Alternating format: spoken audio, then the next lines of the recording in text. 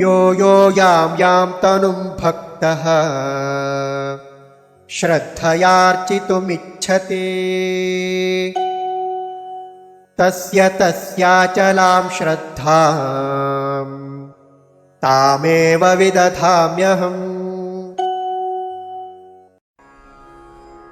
यः यः यां यां तनुं भक्तः श्रद्धया अर्चितुम् इच्छति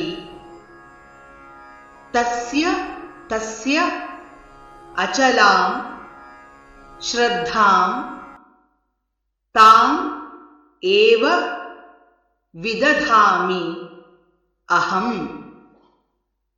यो यो यां तनुं भक्तः यो यो यां तनुं भक्तः श्रद्धयार्चितुमिच्छति श्रद्धयार्चितुमिच्छति तस्य तस्याचलां श्रद्धां तस्याचलां श्रद्धां तामेव विदधाम्यहम्।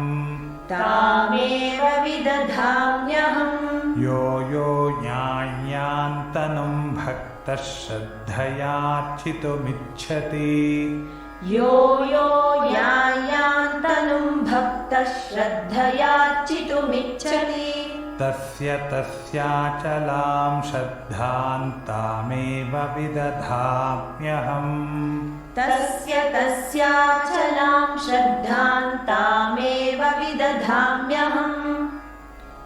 यो यो यां तनुं भक्तः श्रद्धयार्चितुमिच्छति तस्य तस्याचलां श्रद्धां तामेव विदधाम्यहम्। यो यो यां तनुं भक्तः श्रद्धयार्चितुमिच्छति तस्य तस्याचलां श्रद्धां तामेव विदधाम्यहम्।